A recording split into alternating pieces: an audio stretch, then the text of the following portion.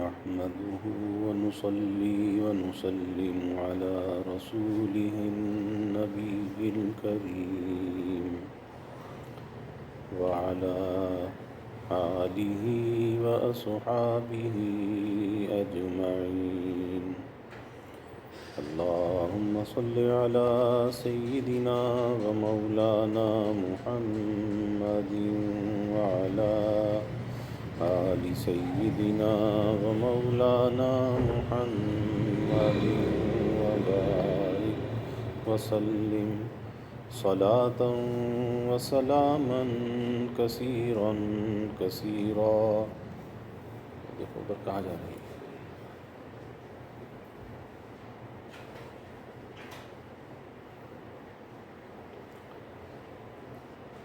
توفیق الہی اپنے مرشد پاک کی برکت سے حکیم الامت مجدد الملت حضرت تھانوی رحمۃ اللہ علیہ کے مواعظ کا سلسلہ چل رہا ہے. رمضان فی رمضان کے نام سے حضرت کا یہ بات چل رہا ہے، جس میں رمضان کے نور ہونے پر حضرت نے کلام فرمایا کہ رمضان کا مہینہ انوار کا مہینہ ہے، اور اس انوار کے مہینے میں ظلمتوں کو دور کرنا چاہیے، اور اس کا طریقہ یہی ہے کہ انوار کو جو محل ظلمات ہیں وہاں پہنچاؤ تو خود بخود ظلمتیں دور ہو جائیں گی اور نور وہاں پر آ جائے گا. پھر اس مہینے میں روزے کے علاوہ چند عبادتیں اور ہیں. ان میں سے فرماتے ہیں کہ ہر عبادت کے بارے میں مختصر بات کی جاتی ہے کہ ایک عبادت روزے کے علاوہ تراویح کی ہے، جس کی طرف ذکر قرآن سے اشارہ ہے. ایک عبادت ہے اس کے اندر اعتکاف کی، جس کا ذکر بعد میں ہے. ایک عبادت اس کے اندر احیاء لیالی قدر کی ہے، شب قدر کی راتوں میں جاگنا، جس کا ذکر دوسری آیتوں میں ہے. ایک عبادت ہے اس کے اندر کثرت تلاوت قرآن مجید کی، اس کی طرف بھی ذکر قرآن ہی میں اشارہ ہے. یہ گویا اس وقت 5 عبادتیں ذہن میں حاضر ہیں. اب ہر ایک کی حقیقت میں اور ذات میں غور کرنے سے جو میں نے دعویٰ کیا ہے اس کی تائید ہوگی. سب کو تھوڑا تھوڑا بیان کرتا ہوں. چنانچہ ایک عبادت ہے تلاوت قرآن مجید، کیونکہ حق تعالی جل علا شانہ کے ارشاد سے رمضان شریف کا محل نزول قرآن ہونا ثابت ہوتا ہے. اس سے مناسبت تلاوت قرآن کی رمضان شریف کے ساتھ ظاہر ہوتی ہے. باقی خاص رمضان المبارک میں تلاوت کی کثرت کی حدیث قولی یا فعلی میں میری نظر سے نہیں گزری، لیکن میری نظر وسیع نہیں. ممکن ہے کہ کوئی روایت ہو جو میری نظر سے نہ گزری ہو، لیکن ایک سنت اس وقت میرے ذہن میں ہے. اس سے استدلال کرنا کافی ہے، اور وہ یہ کہ حضور نبی کریم صلی اللہ علیہ وسلم ہر سال رمضان المبارک کے مہینے میں حضرت جبرائیل علیہ السلام کے ساتھ قرآن مجید کا دور فرمایا کرتے تھے. اور جس سال حضور صلی اللہ علیہ وسلم کا وصال ہوا، آپ نے دنیا سے پردہ فرمایا، اس کے رمضان میں جبرائیل علیہ السلام سے 2 بار دور کرایا، 2 مرتبہ ختم کیا. چنانچہ آپ نے اس سے قرب وفات پر استدلال فرمایا. یعنی معلوم ہوتا ہے کہ میرے لیے اگلا رمضان آنے والا نہیں، میں اس وقت تک زندہ نہیں رہوں گا. اسی لیے 2 دفعہ دور کرایا گیا تاکہ اگلے رمضان کا دور بھی اسی رمضان میں ہو جائے.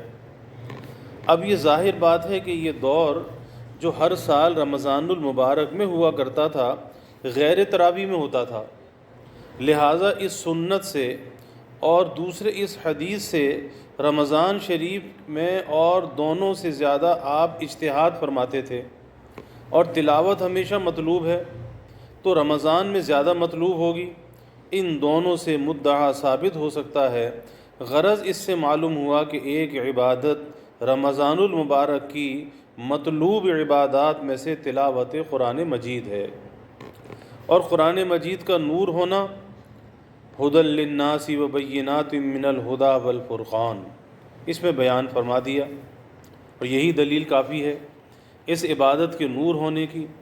ایک جز رمضان المبارک کی عبادات کا روزہ ہے، جس کو اس آیت میں ارشاد فرمایا گیا فَمَنْ شَهِدَ مِنْكُمُ الشَّهْرَ فَلْيَصُمْ۔ اب رہا روزے کا نور ہونا، سو غور کرنے سے معلوم ہوگا کہ روزہ کس طرح سے نور ہے، تو روزے کی حقیقت دیکھنی چاہیے کہ کیا ہے۔ حقیقت یہی ہے کہ لذات کا ترک کر دینا، شہوات کا ترک کر دینا۔ تو لذات کے ترک سے اور شہوات کے ترک سے خود مشاہدہ ہو سکتا ہے کہ قلب کے درمیان ایک کیفیت نور کی اور انشراح کی پیدا ہو جاتی ہے۔ آدمی جب شہوات کو چھوڑتا ہے، لذات کو چھوڑتا ہے، تو دل کے اندر ایک نور کی کیفیت پیدا ہوتی ہے۔ وجہ یہ ہے کہ معاصی میں دو درجے ہیں، گناہ میں دو درجے ہیں، ایک تقاضا اور ایک اس تقاضے پر عمل۔ پہلے تو تقاضا ہوتا ہے، ایک خیال آتا ہے، پھر آدمی اس تقاضے پہ عمل کرتا ہے، تو اس کے دو درجے ہیں۔ اور بالفعل اور عمل کی ظلمت ہونا معلوم ہی ہے، باقی تقاضا گو وہ بالفعل ظلمت نہیں، یعنی جب تک ایک گناہ کا تقاضا ہے اس وقت تک تو ظلمت نہیں آتی، لیکن جب اس تقاضے پر عمل کر لیا اس کی ظلمت، اس کا اندھیرا اندر آ گیا۔ تو گو وہ بالفعل ظلمت نہیں، مگر بالقوہ ظلمت ضرور ہے، اور بالقوہ شرط ہے بالفعل کی کہ اس فعل کا ارادہ ہو، اس برائی کا ارادہ ہو، اور شرط کا فوت مستلزم ہے فوت مشروط کو، اور روزے سے تقاضے میں کمی آتی ہے تو فعل میں بھی کمی آئے گی، تو دونوں درجے ظلمت کے اس سے منفی ہو گئے کہ جب آدمی روزہ رکھتا ہے تو روزے کی تاثیر یہ ہے کہ آدمی کی شہوت ٹوٹتی ہے، شہوت کے تقاضے کمزور ہوتے ہیں، تو جب شہوت ٹوٹے گی تو پھر اندر کی ظلمت کے اندر کمی آئے گی اور نور بڑھ جائے گا۔ پھر نور ہونے میں کیا شبہ رہا، روزہ اس طرح نور ہوا، لیکن یہ یاد رکھنے کی بات ہے کہ قوت کے مرتفع و منفی ہونے کے معنی اصطلاح میں ضعیف ہو جانے کے ہیں، نہ کہ بالکل معدوم ہو جانا۔ یعنی وہ قوت شہوت جو ہے وہ بالکل ختم نہیں ہوتی، معدوم نہیں ہوتی، بلکہ کمزور ہو جاتی ہے، ضعیف ہو جاتی ہے۔ اور یہ بہت کام کی بات ہے، جس کے نہ جاننے کی وجہ سے بہت غلطیاں واقع ہو رہی ہیں۔ چنانچہ عموماً اس وقت کے صوفیہ ترک لذات کی نسبت اور ترک تعلقات کی نسبت یہ سمجھتے ہیں کہ ان کے قطع کا حکم ہے، حالانکہ یہ الفاظ اصطلاحی ہیں، اس کو لغت پر محمول نہ کرنا چاہیے۔ لوگ یہ سمجھتے ہیں کہ لذات کو بالکل فنا کر دینا چاہیے اور اخلاق ذمیمہ بالکل معدوم ہو جانے چاہیے، تو اس غلطی میں پڑھنے سے یہ ضرر ہوتا ہے کہ بعد مجاہدے کے جب دیکھتے ہیں کہ نفس میں ان چیزوں کا پھر تقاضا ہونے لگا تو مایوس ہو جاتے ہیں۔ یعنی بہت سے صوفیہ کے ہاں یہ سمجھتے ہیں کہ جو گناہ کا تقاضا ہے بالکل ختم ہو جائے، اور ختم ہو نہیں سکتا، باقی رہتا ہے، کمزور ہو جاتا ہے۔ تو جس کا یہ عقیدہ ہو، یہ ذہن ہو کہ یہ ختم ہو گیا، اور جب وہ دوبارہ وہ تقاضا پیدا ہوگا تو سمجھے گا کہ میرا مجاہدہ تو بیکار ہو گیا، بلا وجہ میں نے اتنا مجاہدہ کیا، اور پھر مایوس ہوگا کہ مجاہدہ کرنا تو بیکار ہے، تو لذت اور شہوت کے پیچھے چل پڑے گا۔ تو اس غلطی میں پڑھنے سے یہ ضرر ہوتا ہے کہ بعد مجاہدے کے جب دیکھتے ہیں کہ نفس میں ان چیزوں کا پھر تقاضا ہونے لگا تو مایوس ہو جاتے ہیں کہ ہمارا تو مجاہدہ ہی برباد ہو گیا۔ اور مایوس ہونے سے یہ ضرر ہوتا ہے کہ پہلے جو تھوڑی بہت مجاہدے کی توفیق تھی اس کو بھی ترک کر بیٹھتے ہیں۔ جب اس کو ترک کر دیتے ہیں تو اس کی وجہ سے جو مواد خبیثہ میں اضمحلال ہو گیا تھا، مجاہدے سے کمزوری آ گئی تھی، اضمحلال، وہ کمزوری جاتی رہتی ہے، پھر قوت آ جاتی ہے، اور پھر اس مواد خبیثہ میں جوش و خروش پیدا ہو کر معاصی کا صدور ہونے لگتا ہے۔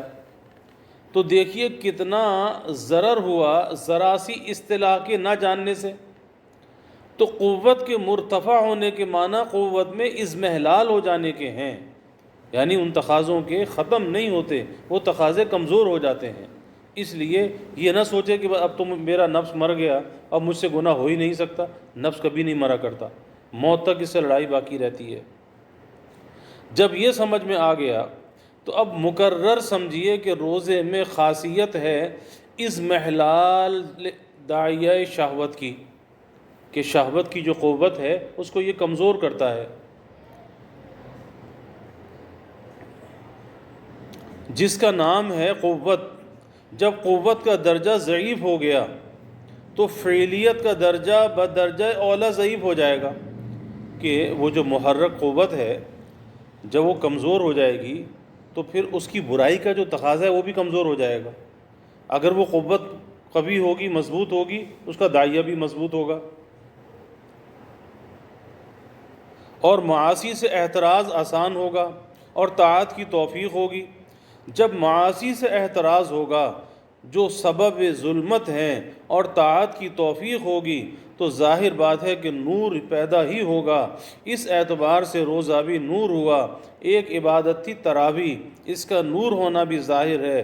اول تو خود حدیث میں ہے الصلاۃ نور، اور دوسرے نور ہونا اس سے بھی معلوم ہوتا ہے کہ جیسے نور کی خاصیت یہ ہے کہ وہ ظلمت کو رفع کرتا ہے، اسی طرح نماز مرتفع کرتی ہے منکرات اور شہوات کو، جیسا کہ ارشاد ہے ان الصلاۃ تنہا عن الفحشاء والمنکر، اور منکرات و شہوات کا ظلمت ہونا ظاہر ہے۔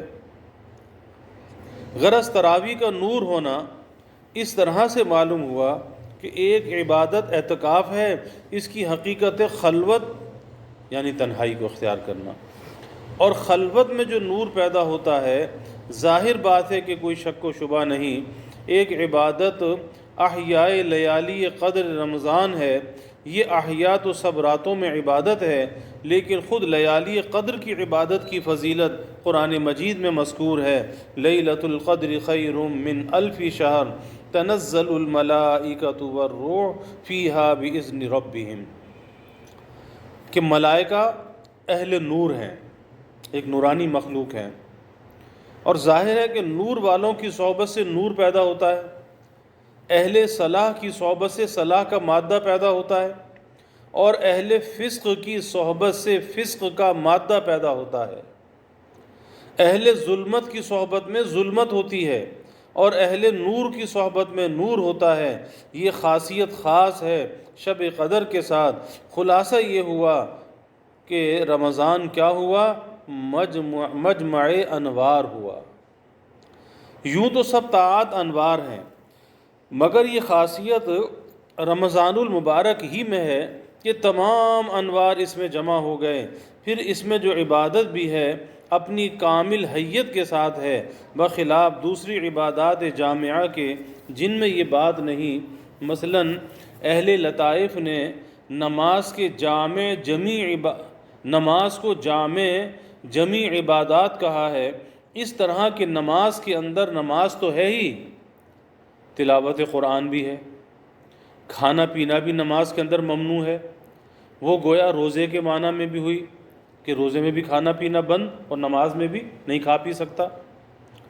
نمازی متوجہ ہوتا ہے خانہ کعبہ کی طرف تو وہ گویا حج کے معنی ہوئے، کسی سے بولتا چالتا نہیں اور مسجد کے اندر ہی رہتا ہے تو گویا نماز کے معنی اعتکاف کے بھی ہوئے۔ کچھ نہ کچھ خرچ بھی کرنا پڑتا ہے، مثلا کپڑا ہی بنایا یا جائے نماز ہی خریدی تو گویا معنی زکوٰۃ اور انفاق کے بھی نماز کے اندر پائے گئے۔ تو اس طرح سے بعض عبادات غیر رمضان میں بھی جامع الانوار ہیں، مگر اتنا فرق ہے کہ نماز کے اندر تو اور عبادات صرف معنن ہی پائی جاتے ہیں، اور رمضان المبارک میں ہر عبادت اپنے کامل حیت پر موجود ہے۔ چنانچہ نماز کے اندر جو روزے کی صفت پائی جاتی ہے وہ صرف ایک ساعت کے اعتبار سے ہے، اور ایک ساعت کا روزہ اس کی صورت اصلی کے اعتبار سے کوئی چیز نہیں۔ اسی طرح اعتکاف بخلاف رمضان المبارک کے کہ اس میں جتنی چیزیں ہیں سب مستقل طور پر موجود ہیں۔ صوم ہے، وہ مستقل قرآن مجید کی تلاوت ہے، وہ مستقل اعتکاف ہے، وہ مستقل لیالی قدر کی بیداری ہے۔ یعنی عام دنوں کی نماز میں تو اس چیز کا ایک خیالی درجہ موجود ہے، لیکن رمضان میں اس کا حقیقی درجہ موجود ہے کہ یہاں پہ روزہ بھی ہے، یہاں پہ تراویح بھی ہے، اعتکاف بھی ہے، یہ اور تلاوت قرآن بھی ہے۔ یہ خاصیت کسی زمانے میں یا کسی طاعت میں نہیں ہے، ایسی جامعیت ہے اس کے اندر۔ اس سے آپ خیال کر سکتے ہیں کہ رمضان شریف کیا چیز ہے۔ جب یہ ایسی چیز ہے تو جو اس کے حقوق ہیں ان کو ادا کرنا ضروری ہوا، اور وہ حقوق کیا ہیں؟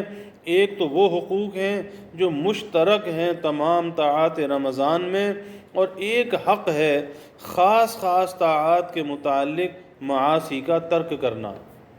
مثلا روزے کے متعلق اور معاصی ہیں، اور رمضان کے متعلق اور معاصی ہیں، یعنی روزے کے گناہ کچھ اور طرح کے، نماز کے گناہ کچھ اور طرح کے۔ یہاں نماز سے مراد وہ نماز ہے جو خاص ہے، جس کو تراویح کہتے ہیں۔ جو نماز عام ہے وہ مراد نہیں، غرض ہر ایک کے متعلق جدا معاصی ہیں۔ مثلا روزے کے متعلق جو معاصی ہیں وہ دو قسم کے ہیں۔ ایک تو وہ جس سے روزے کی حقیقت میں فرق آ جائے، یعنی روزہ ٹوٹ جائے،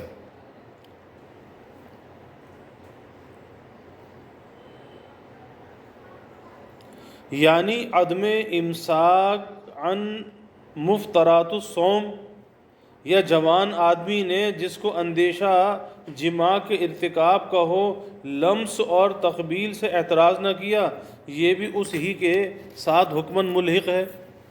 اور ایک وہ قسم کے جس سے روزے کی حقیقت میں تو فرق نہیں آتا لیکن کمال میں مخل ہے، یعنی ایک تو وہ کام ہے کہ جس سے روزہ ٹوٹ جاتا ہے، روزہ ختم ہو گیا، اور ایک وہ ہے کہ روزہ تو نہیں ٹوٹتا لیکن روزے کا جو کمال ہے اس کے اندر وہ رکاوٹ بن جاتا ہے، جیسے بری نگاہ سے کسی کو دیکھنا، یعنی بد نظری کرنا، کسی کی غیبت کرنا، یا کوئی ناجائز کام ہاتھ سے کرنا، یا پاؤں سے ناجائز موقع کی طرف چلنا، شطرنج گنجفہ کھیلنا، گانا بجانا یا سننا، یا ناچ دیکھنا وغیرہ وغیرہ۔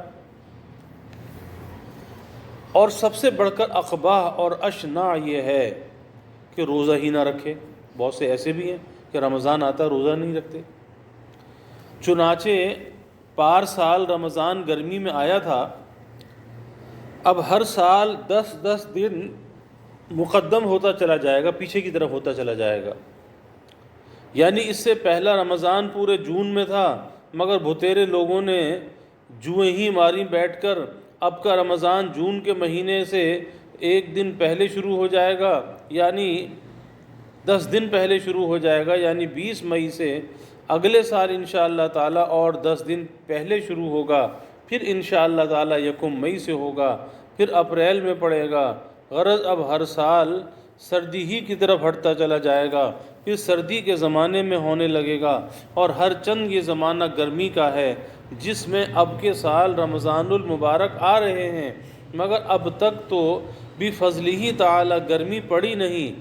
بہت ڈر رہے تھے کہ خدا خیر کرے،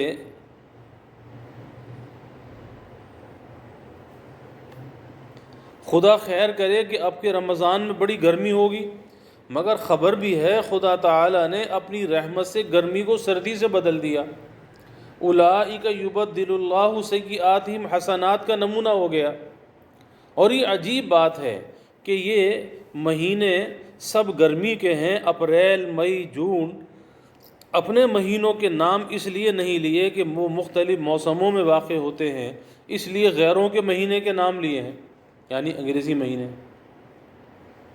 کہ حساب آسانی سے سمجھ میں آ جائے۔ تو یہ اپریل اور مئی اور جون سخت گرمی کے مہینے ہیں، مگر چند سال سے میں دیکھتا ہوں کہ گرمی بھی بہت دنوں میں شروع ہوتی ہے، یعنی ضابطے سے جو زمانہ گرمی شروع ہو جانے کا ہے اس وقت بھی سردی ہوتی ہے۔ غرض گرمی کا زمانہ شروع ہو جانے کے بعد بھی بہت دنوں تک سردی ہی رہتی ہے۔ اب بھی راتوں کو دیکھیے ٹھنڈ ہوتی ہے، دن کو بھی، اور صبح شام بھی ایسی گرمی پریشانی کی نہیں ہوتی۔ اب جب مئی سے کھسک کر اپریل کے اخیر اچرے میں رمضان شروع ہوں گے تو اور سردی ہوگی، پھر 11 اپریل کو اور سردی میں ہوں گے، پھر 1 اپریل کو اور سردی میں ہوں گے، پھر مارچ میں آ جائیں گے تو اور سردی ہوگی۔ غرض اب اپنے دل سے ڈر نکال دو، کیونکہ سردی ہی کی طرف جا رہے ہیں، اور جب تک گرمی میں ہیں گرمی سے بھی نہ ڈرنا چاہیے، کیونکہ وہ گرمی بھی اب رفتہ رفتہ سردی ہوتی جاتی ہے، جیسا کہ مشاہدہ کر لیا۔ اور میرا خیال ہے کہ عجب نہیں کچھ زمانے بعد گرمی ہی بالکل جاتی رہے۔ مجھے یہ خیال اس لیے ہوا کہ میں نے اپنے استاد حضرت مولانا محمد یعقوب صاحب نانوتوی رحمۃ اللہ علیہ سے متعلق ایک پیشن گوئی سنی ہے۔ وہ پیشن گوئی یا تو کشف ہے یا فراست ہے، کیونکہ مولانا کا دماغ بہت صحیح تھا۔ بزرگوں کے جدا جدا حالات ہیں، مولانا کو کشف سے بہت مناسبت تھی۔ وہ کشف ہونا کوئی ایسے زیادہ کمال کی بات نہیں، لیکن صاحب فراست بھی غضب کے تھے، ایسے عالی دماغ اور صحیح المزاج تھے کہ میں نے معتبر ذریعے سے سنا ہے کہ پہلے یہ کیفیت تھی، بعد کو یہ کیفیت کم ہو گئی تھی، کیونکہ ایک بار گھوڑے پر سے گر گئے تھے جس سے دماغ پر صدمہ پہنچا تھا کہ کوئی ایک دفعہ بھی چادر اوڑھ کر دے دیتا تھا تو اس کو سونگھ کر بتا دیتے تھے کہ یہ مرد نے اوڑھا ہے یا عورت نے اوڑھا ہے۔ یعنی اتنی طبیعت حساس تھی کہ کسی نے چادر اوڑھی اور وہ دے دی، چادر کو سونگھ کر بتاتے تھے کہ مرد نے اوڑھی ہے یا عورت نے اوڑھی ہے۔ اس قدر صحیح دماغ تھے۔ ان کے صاحبزادے مولانا حکیم معین الدین صاحب موجود ہیں۔ انہوں نے عجیب و غریب حکایت مولانا کی صحت دماغ کی سنائی۔ اب اس پیشن گوئی کو یا تو کشف کہیے یا فراست سمجھیے۔ میں کم سن تھا، یعنی 18-19 برس کی عمر تھی۔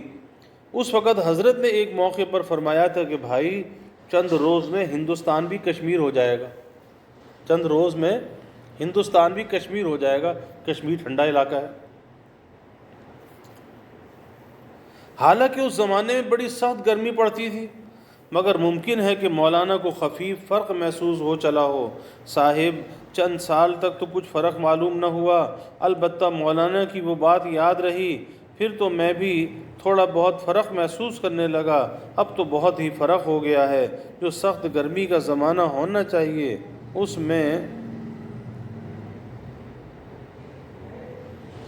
اس میں بھی سردی ہوتی ہے۔ اس واسطے میں کہتا ہوں کہ ڈرو مت، جب گرمی میں سردی ہے تو سردی میں تو سردہ ہوگا، یعنی بہت قوی سردی ہوگی۔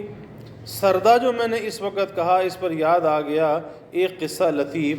یہ تھانہ بھون میں کسی کے سامنے کسی نے نقل کیا کہ پورب میں دہی کو مذکر بولتے ہیں، مطلب یہ تھا کہ یہاں تو بولتے ہیں کہ دہی میٹھی ہے، اور لکھنؤ میں بولتے ہیں کہ دہی میٹھا ہے۔ تو آپ سن کر بولے کہ پورب میں کیا دہی کو دہا کہتے ہیں؟ ایک اس سے بڑھ کر ہوئی۔ میرے ایک عزیز ایک بڑے عاقل صاحب سے یہ حکایت بیان کرنا چاہتے تھے۔ انہوں نے اس طرح تمہید اٹھائی کہ بعض ایسے بے وقوف ہوتے ہیں کہ پوری بات تو سنتے نہیں، بے سوچے سمجھے خواہ مخواہ بیچ میں ٹانگ اڑا کر ناحق دوسروں کے سامنے ذلیل اور شرمندہ ہوتے ہیں۔ چنانچہ ہمارے وطن کا واقعہ ہے کہ ایک صاحب نے ایسی ہی حماقت کی تھی کہ وہ واقعہ یہ ہے کہ ایک شخص ایک صاحب کے سامنے یہ بیان کر رہے تھے کہ پورب میں دہی کو مذکر بولتے ہیں۔ یہاں تک پہنچنے پائے تھے کہ وہ مخاطب صاحب بڑے بھوج بھجکڑ بن کر بولے، کیا دہا بولتے ہیں؟ اب وہ عزیز چپ کے آگے کیا کہوں، انہوں نے تو اب کچھ کہنے کی گنجائش ہی نہ رکھی۔ انہوں نے کہا کہ آپ بیچ میں چپ کیوں ہو گئے، پورا واقعہ تو سنائیے۔ پھر کیا ہوا؟ عزیز نے کہا، اب اس حکایت کا مزہ ہی نہ رہا، میں اب آپ سے کیا کہوں کہ کیا ہوا۔ یہی ہوا جو اس وقت ہوا کہ انہوں نے بھی یہی کہا کہ دہا بولتے ہیں۔ پھر تو وہ صاحب اس قدر شرمندہ ہوئے کہ جس کی حد نہیں، کہ ناحق میں نے بیچ میں بول کر اپنی حماقت ظاہر کی، اس لیے میں نے یہ حکایت بیان کی کہ وہ دہی کا مذکر دہا سمجھا۔ اسی طرح میں نے سردی کا مذکر سردہ بولا، تو سردہ پر یہ حکایت یاد آ گئی۔ غرض ڈرو مت کہ اب کے رمضان گرمی میں آ رہے ہیں، اطمینان رکھو، انشاءاللہ تعالی بہت آسان رہیں گے۔ اور ابھی معلوم ہو گیا ہوگا کہ نصف شعبان کو جو روزہ اب کے رکھا گیا تھا وہ بھی کچھ معلوم نہیں ہوا۔ آپ انشاءاللہ تعالی دیکھ لیجئے کہ بہت ہی آسانی کے ساتھ روزے گزریں گے۔ چنانچہ بفضلہ تعالی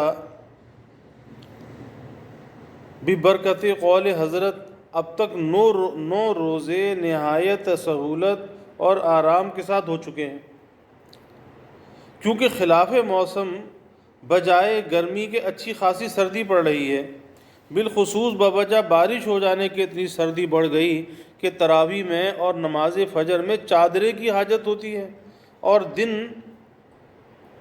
دن بھر ابر رہتا ہے۔ امید ہے کہ ختم رمضان تک انشاءاللہ تعالی یوں ہی رہے گی، یہی کیفیت رہے گی، اور یوں کوئی عہدی کہے کہ چاہے سردی ہو یا گرمی ہمیں تو روزے میں کلفت ہی ہوتی ہے، تو اس کا کوئی علاج ہی نہیں، کیونکہ اس کے معنی تو یہ ہوئے کہ روزہ ہی فرض نہ ہوتا۔ اور میں شکایت کرتا ہوں کہ جو یوں کہتے ہیں کہ گرمی کی وجہ سے روزہ نہیں رکھا جاتا، تو اگر گرمی سبب ہوتا روزہ نہ رکھنے کا تو جس وقت غلبہ ہوتا گرمی کا اس وقت کھاتے پیتے۔ میرا معمول ہے کہ میں بعد نماز فجر منزل پڑھتا ہوا جنگل کو نکل جاتا ہوں۔ میں نے پار سال رمضان میں دیکھا کہ صبح کا وقت ٹھنڈی ٹھنڈی ہوا چل رہی اور ایک صاحب بیٹھے تربوزہ اڑا رہے تھے۔ بھلا فرمائیے کون سا وقت تھا تربوزہ کھانے کا؟ اس قدر گرمی ستا رہی تھی، کیا اس وقت پیاس کا غلبہ تھا؟ کچھ نہیں، شرارت ہے، بدمعاشی ہے، غرض یہ روزہ نہ رکھنا تو پورا اتلاف حق ہے، اللہ تعالیٰ کے حق میں کوتاہی ہے۔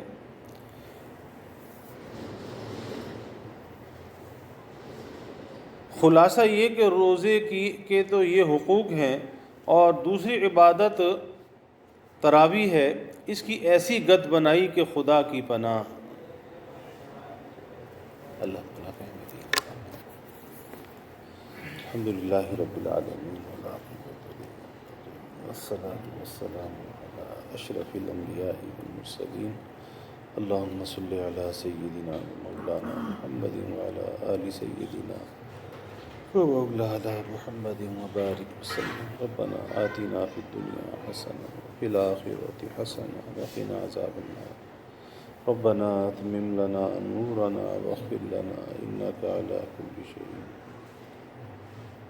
اللہم اعنا علی ذکرک وشکرک وحسن عبادتک، اللہم وفقنا لما تحب وترضى من القول والعمل والفعل والنیة والهدى انک علی کل شیء قدیر، اللہم ارنا الحق حقا وارزقنا اتباعه وارنا الباطل باطلا وارزقنا اجتنابه، اللہم انا نسألک العفو والعافیہ والمعافاة الدائمة والفوز بالجنة والنجاة من النار، اللہم انا نسألک من خیر ما سألک منہ نبیک سیدنا محمد صلی اللہ علیہ وسلم، ونعوذ بک من شر ما استعاذک منہ نبیک سیدنا محمد صلی اللہ علیہ وسلم، وانت المستعان وعلیک البلاغ، ولا حول ولا قوة الا باللہ،